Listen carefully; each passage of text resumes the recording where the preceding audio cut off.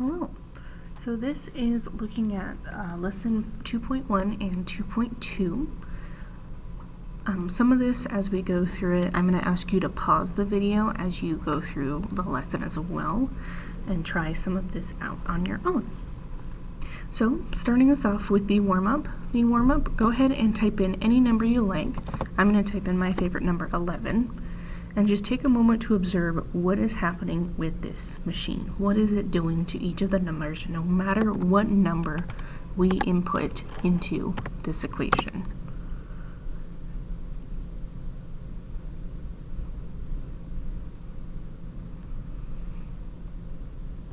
All right, moving on to our next number. So using the same machine, Alina put in a number into this machine and got the number 13. The question is, what number did she put into the machine? You can utilize the table if that helps you out. You can utilize the machine, or you can use some scratch paper if that also helps you out. I'm going to go ahead and pause the video here, try it out, and we'll go from there.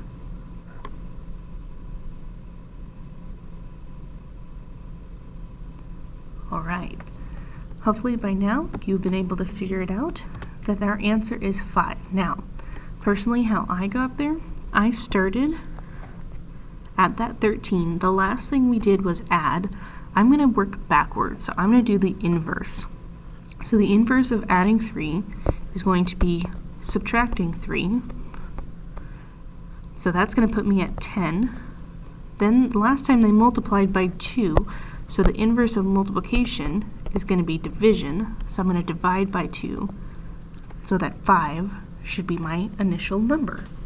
And if we put it into the machine, we're going to find that we get the exact same numbers. Yay!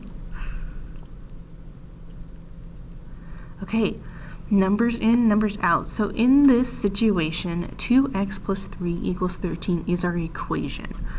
Now, the solution is going to be 5. This solution is any value that makes the equation true. So, as long as we plug in 5 into this equation, it'll be true. That is a solution. So in terms of how we know this is a solution, I would say take the 5 and replace it in for x. Or plug it in. So if we did 2 plus 5, 2 times 5 plus 3, we should get 13. And we saw that we did. This idea of checking your answer once you solve for x is going to be huge. Please make sure that you do this as you're trying through different things. It'll definitely help you decide if you got the correct solution or not. Number 14, here is a new machine. We are going to solve for the solution, or solve for x in this case. Again, you can utilize the table if that helps you with your thinking. If you just saw, I switched to the marker because I like the marker personally. Or you can utilize scratch paper. So take a moment to determine what the solution is. I'll have you pause the video if you didn't already.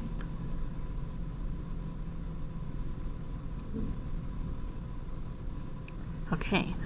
I'm not going to type it in for the answer here as well because you have the option to check your work, but I am going to move to the next slide. So take a moment to look at these two strategies for determining what number went in.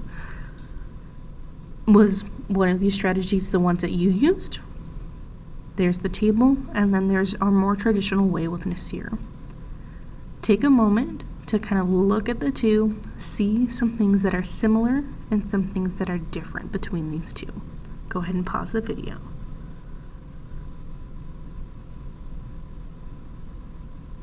All right, welcome back. So at least some of the things that I'm noticing, both of them multiply by 2 first, add 3 second, and finally divide by 6. So whether we use the table or the more traditional method, we ended up with the same answer of 1.5. Now, if you like the table method, not always, you may notice the table is not always present. If you would like assistance creating these tables, I'd be happy to do that with you. We are going to be doing more of Nasir's style, So just to kind of be aware that that is where we will be going.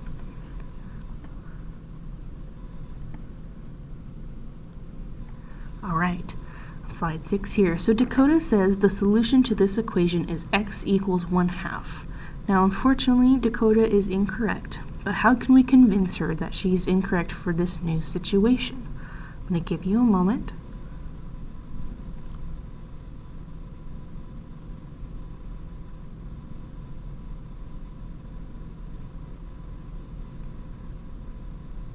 All right, there's a couple different ways we can prove that 1/2 is not the correct answer in this case. One of these ways is to go through and solve for x itself to figure out what x should be. The other way is similar to how we were looking at 5 is the solution on one of those previous ones. We can go ahead and replace x with 1/2, and as we go through negative, if this is true, we should get -6 as our final answer.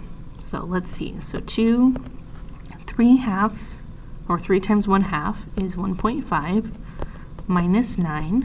We're going to do what's in the parentheses. So 2 times -7.5. 2 times -7.5 is going to get us -15 equals -6, which is not a true statement. So that is one way to show that it is not the correct answer. If you went ahead and already solved for x, guess what? On slide 7, you just did that one already. So if you didn't yet though, now is your chance to solve for x and utilize this to check your answer. Go ahead and pause the video as you work through this.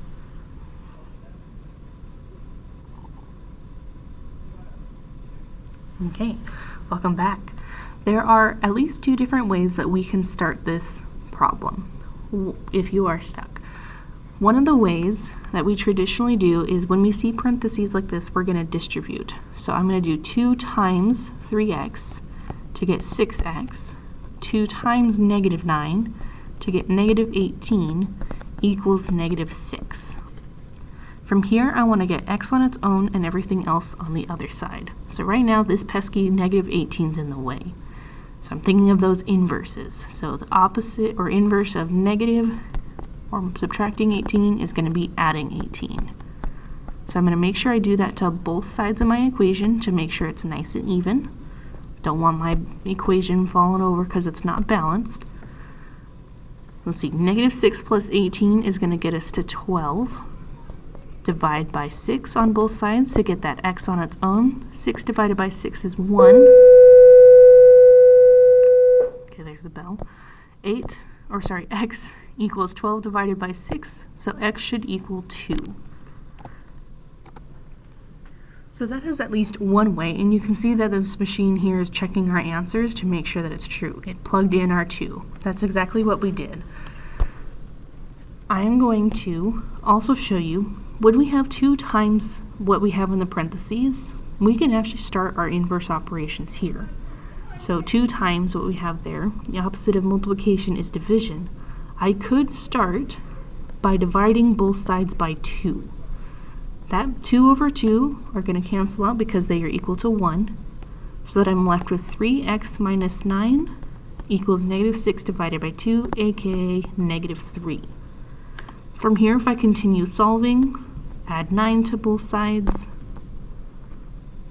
3x is going to be equal to 6.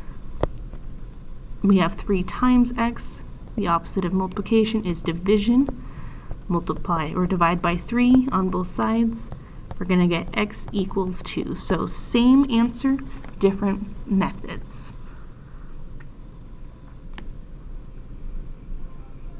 Here are repeated challenges, so there are multiple different ones here. I'm not going to go through them all, but do try to get at least 5. Go ahead and pause this video while you work through these questions. All right, thank you for completing those questions. Let's go ahead and move on to our next one. We actually skipped this slide together. If you want to take a moment to look at these 2 and write a response, you can. Otherwise, you're okay to move on. We also skipped slide 10 here and 11. we did take a look at 12. These are ones that we did on the whiteboard.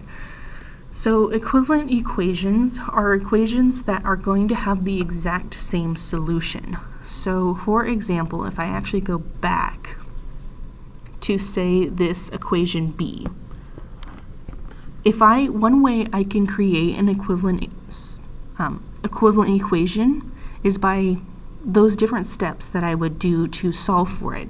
So say I wanted to solve for x on this one. I want to first maybe subtract 3 from both sides.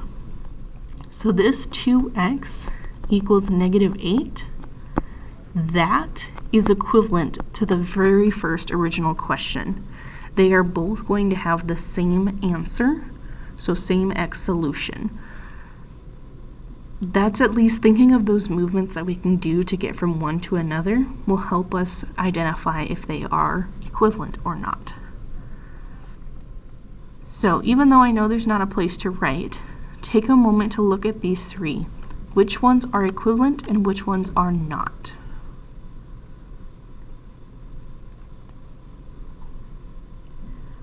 All right, this is where I wish I could write on this one. The first one is equivalent.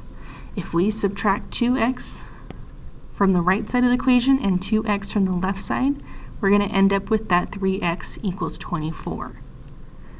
The second problem is also correct. It is equivalent. To get from here, if I moved where the equal sign is in 12 to the left side, that part we can do. We're just flipping the sides, not really changing anything. I can then divide by -3 because we have -3 times what's inside the parentheses. What I do to one side, we're going to do to the other. Those -3's will cancel out, so we'll be left with that 2x plus 9 equaling 12 divided by -3, aka -4. This very last set is not equivalent. We're going to find different answers for our x value if we were to solve for them. We can see where maybe they had started to solve to try to get these equivalent ones. If I multiplied everything by 2, and this is to get that 2 out of the denominator with that x, that 1/2 x, I would get a single x, and I would get 9 times 2 is 18. However, we also need to multiply that 2 by the -8. So if this was x minus 16 equals 18, then it would be equivalent.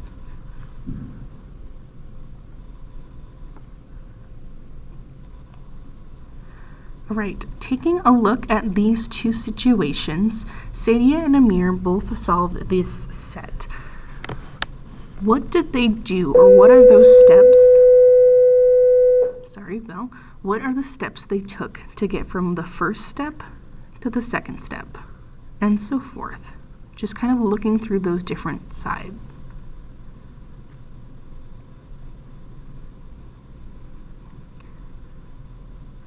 Right, at least for Sadia, in terms of from the first equation to the second one, they got rid of the denominator of 3, but we went from -15 to -5x. What this happened is they divided that 3 by both of them first. So -15 divided by 3 gets us that -5x. -12 divided by 3 gets us -4. Amir, on the other hand, to get the 3 out of the denominator there, multiplied both sides by 3. To get that 18, because 3 times 6 is 18, 3 times -7 is going to be -21. Those 3 over 3 is going to cancel out to 1 so that we're left with everything there. From there, it was using those balanced moves to eventually solve for x. So they, at least in Sadia's, we had x's on both sides, so they reduced it to just 1 by adding 7x. And then finally dividing by 2. Amir already had his x's on one side, but he needed to have his constants on the other, so subtracted 18. Oh, you know what? I'm skipping a step. from the second or third one, moving those x's or constants to the same side, it does not matter if you move the constants or the variables first. My bad for mixing that. But either way, they ended up with 5. Caleb and Roberto, however, were solving the same problem, but they did not get the correct solution. So take a moment to look at what are their mistakes.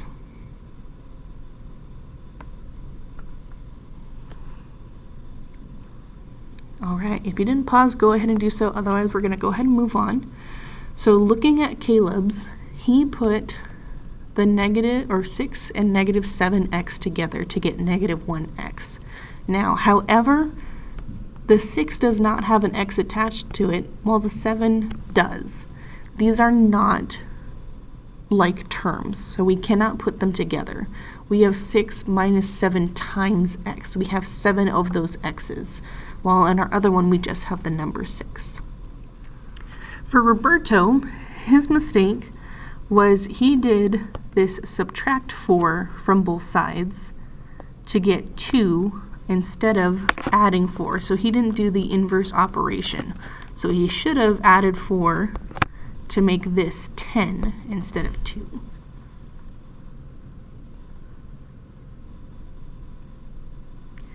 From here, we did not get a chance to do this one as a group. However, we can take a look. Actually, no. Sorry. This one is just, if you would like to do this one, grouping these equations to be similar in how you feel. So which ones are kind of grouped in a similar way. You put them in those groups. But other than that, that is all. If you have any questions on this, please feel free to reach out. I am happy to help you out. Otherwise, please go ahead and work on practice 2.1 and 2.2.